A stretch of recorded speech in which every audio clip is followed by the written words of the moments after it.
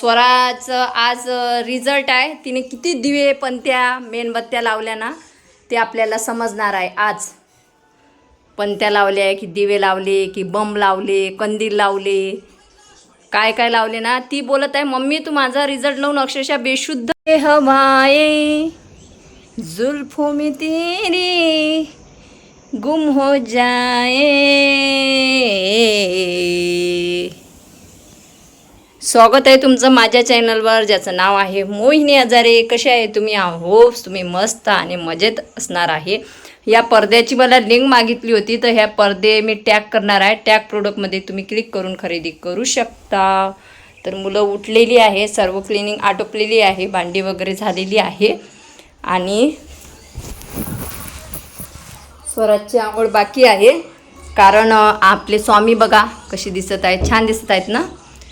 तर स्वराचं आज रिझल्ट आहे. तिने किती दिवे पंत्या मेणबत्त्या लावल्या ना ते आपल्याला समजणार आहे. आज पंत्या लावल्या की दिवे लावले की बम लावले कंदील लावले. हॅलो फ्रेंड्स, स्वागत आहे तुमचं या चॅनलवर ज्याचं नाव आहे मोहिनी की दुनिया. कशी आहे तुम्ही? होस्ट तुम्ही मस्त आणि मजेत असणार आहे. सध्या तुम्हाला सांगते प्रमोशनच एवढे आहेत ना त्याच्यामुळे यूट्यूबला ना रेग्युलर व्हिडिओ टाकणं होत नाही आहे. तरी जसे टाकणं होत आहे तसं तुम्ही ॲडजस्ट करून घ्यावा. तर माझं सगळं आटोपलेलं आहे आणि मी जात आहे स्वराचा रिझल्ट आणायला. चला कंटिन्यू बनून राहा म्हणजे तुम्हाला पण स्वराचा रिझल्ट काय दिवे लावले ते कळणार आहेत. स्वराज बाय. हां उसाचा रस आणू का? हां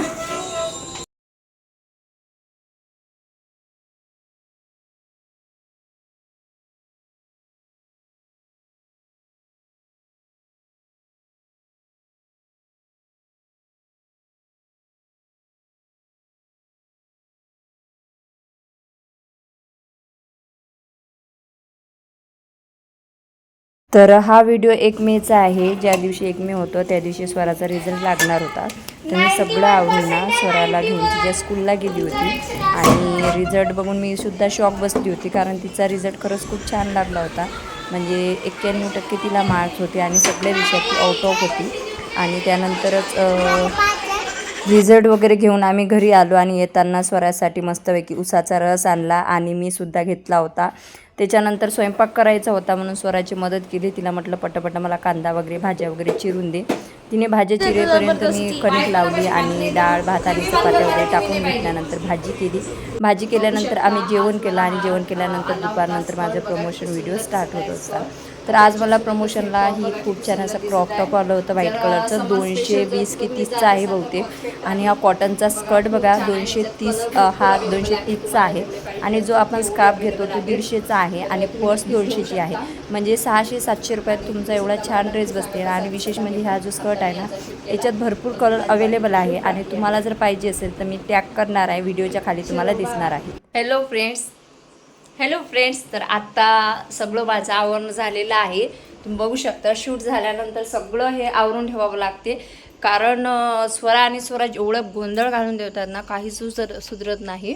आणि संध्याकाळचं वातावरण बघा किती सुंदर असते. मुलं जेवण वगैरे झोपलेले आहेत. कारण दुपारीच मी एक्स्ट्रा करून ठेवते. मकाईचे कणसं वगैरे उकळून ठेवले होते तर त्यांनी ते खाल्लेले आहेत. आणि मेन म्हणजे चला आमचे गणपती बाप्पा येणार आहेत म्हणजे गणेशजी येणार आहेत, निघालेले आहेत. थोड्या वेळात त्यांचं पदार्पण होणार आहे. स्वरा झोपलेली आहे जेवण करून, परंतु स्वराज इथं खातोय. काय खातोय बाळा तू? अंगूर आणि गुलाबजामुन.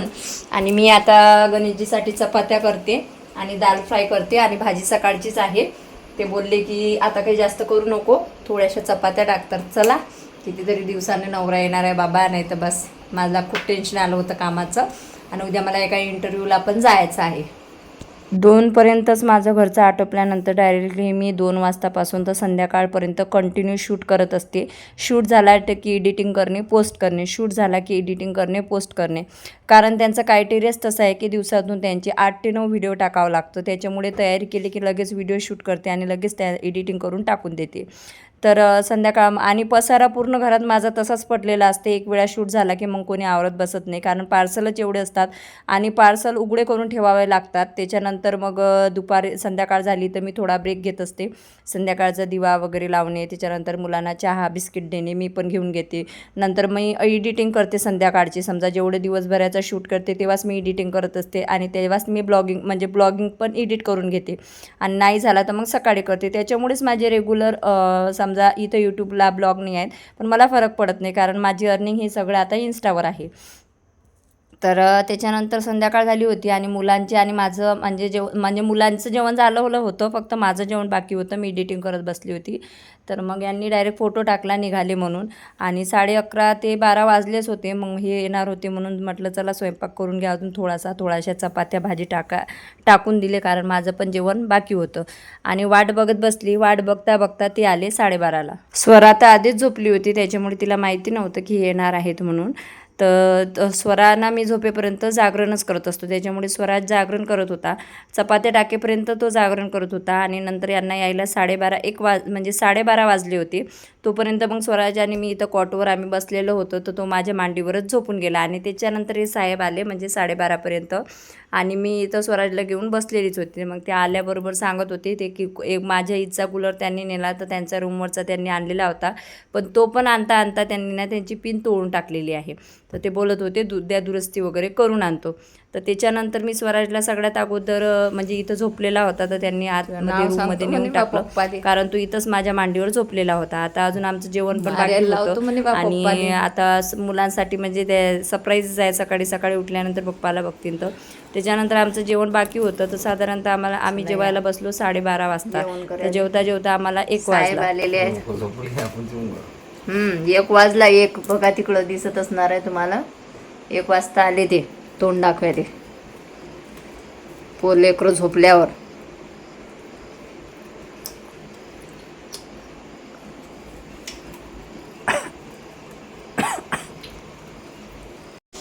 चला फ्रेंड्स, गॅस ओटा आवरून ठेवलेला आहे, भांडी घासून ठेवलेली आहे, कारण सकाळी इथून पाणी येतं आणि जर बेसिंगमध्ये भांडी असली ना तर ते भांड्यावर जातं आणि मग सर्व पाणी होतं किचनमध्ये. असं 1-2 वेळा झालेलं आहे. त्याच्यामुळं इथं काही भांडी ठेवता येत नाही. तर मुलं तर बापाची वाट बघता झोपलेले आहेत. आता आम्ही पण जेवण वगैरे केलं, आम्ही पण झोपतो. भेटूया उद्याच्या ब्लॉगमध्ये. आता मी मस्त गणेशजी आहे तोपर्यंत आराम करणार, आणि गणेशजी करतात घरातले कामं मस्त. मुलं सांभाळतील आणि घर सांभाळतील. मी आता 4-5 दिवस मस्त आराम करणार. हा ना,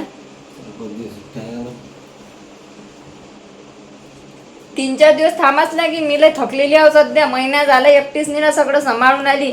तब्येत खराब व्हायची वेळ आली माहिती आहे काय. रोज 1-1 वाजता झोपून आली म्हटलं. 4-5 दिवस मी आराम करणार. तुम्ही मुलं तुमचे लेकरं घर तुम्ही सांभाळसान. आता मी फक्त स्वयंपाक करणार आणि भांडे घासणार, बाकीचं सगळं तुम्ही सांभाळायचं.